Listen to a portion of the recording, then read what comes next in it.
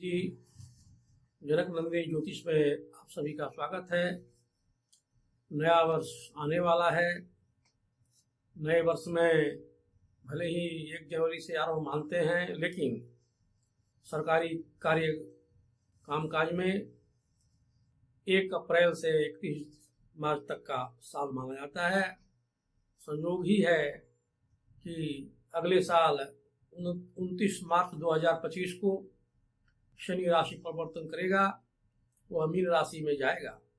क्योंकि शनि एक ही राशि में 30 महीने अर्थात 2.5 साल बैठा रहता है, इसलिए किसी भी व्यक्ति के जीवन में सबसे ज़्यादा प्रभाव लंबे समय तक शनि का ही रहता है।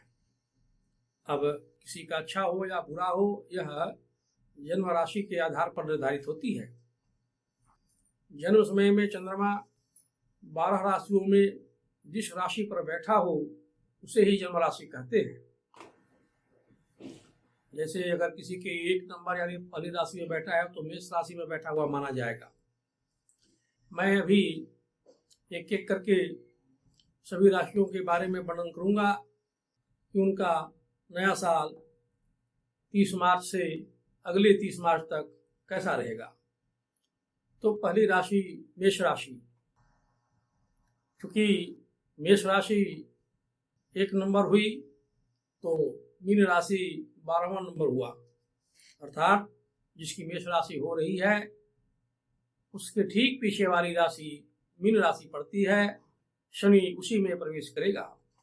ज्योतिष का सिद्धांत है कि जन्म राशि से दूसरा भाव या 12वां भाव हमेशा न्यूट्रल होते हैं, उदासीन होते हैं। इसलिए मेष राशि वालों के लिए अगला साल न ज़्यादा बुरा और न ज़्यादा अच्छा साबित होगा। सामान्य स्थिति बनी रहेगी।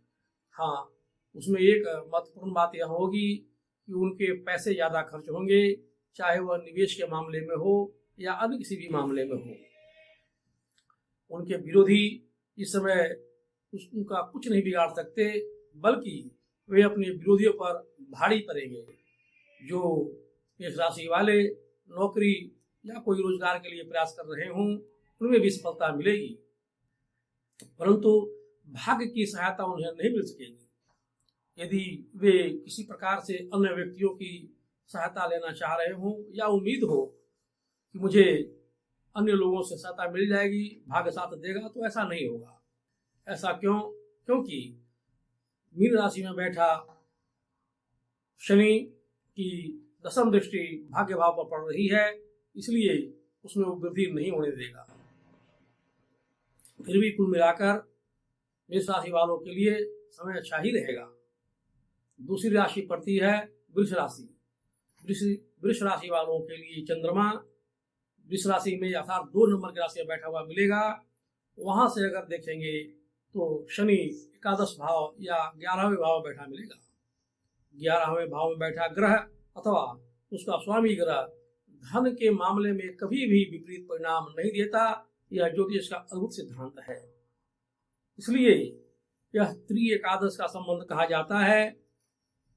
मतलब 11वां भाव लाभ का, आमदनी का, अनेकों तरह के स्रोत का, कम मेहनत में ज्यादा धन का है। अतः धन के मामलों में वृष राशि वालों के लिए अगला समय जो 30 मार्च से आरंभ हो रहा है अद्भुत साबित होगा। अब शनि की दृष्टि वृष राशि के पर पड़ेगी, अर्थात शरीर भाव पर पड़ेगी, तो कुछ शारीरिक कष्ट हो सकते हैं, लेकिन वह बहुत मामूली होंगे। वे कष्ट पैर के निचले हिस्सों में दर्द अथवा गले में खराश होना, टॉन्सिल होना, यह मामूली सा रहेगा। वृष राशि वालों के लिए एक और बात बहुत महत्वपूर्ण होगी कि उनकी संतान भी इस समय निसंदेह कमाने लगेंगी, अर्थात वे भी नौकरी आदि के माध्यम से धन कमाने लगेंगे। इसके अलावा वृष राशि वालों को अचानक ही किसी विशेष कार्य अथवा विश्वसनीयता के कारण उनको मान सम्मान ख्याति में वृद्धि हो सकती है। एक अन्य बात यह होगी कि शनि की 10वीं दृष्टि 8वें भाव पर पड़ने के कारण अचानक होने वाली समस्त घटनाओं का भी साक्षात्कार करना होगा। ये घटनाएं अच्छा और बुरा भी हो सकती है, परंतु धन के मामले में यह बुरा नहीं हो सकता है। धन के मामले में बुरा सिर्फ नहीं कह सकते हैं कि जो धन आएगा वह आपकी जो पूर्व से जिम्मेदारी चली आ रही है, देनदारी चली आ रही है, किसी का धन आपके यहाँ बकाया है या आपने किसी काम के लिए लगा रखा है, तो वह उसे वापस करना पड़ेगा।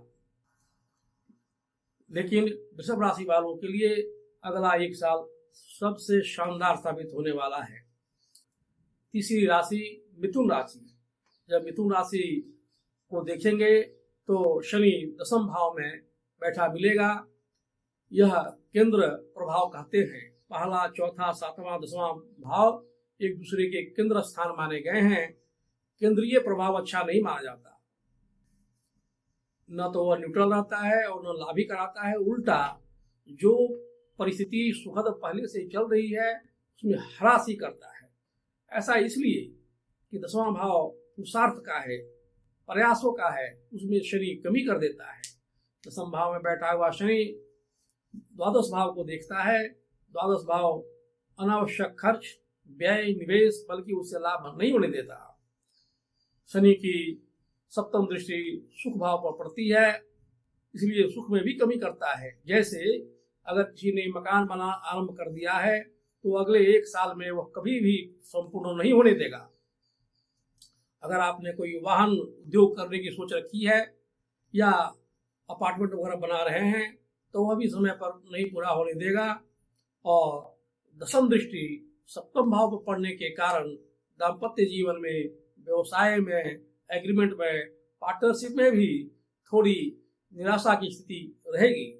मिथुन राशि वालों को चाहिए कि जब चंद्रमा शनि के नक्षत्र से गोचर कर रहा हो तो वे किसी भी सूरत में कोई नए कार्य का आरंभ, एग्रीमेंट, पार्टनरशिप, निवेश, लेन देन करना, गृहारंभ करना, गृह प्रवेश करना आदि न करें तो बहुत ज्यादा परेशानी नहीं होगी।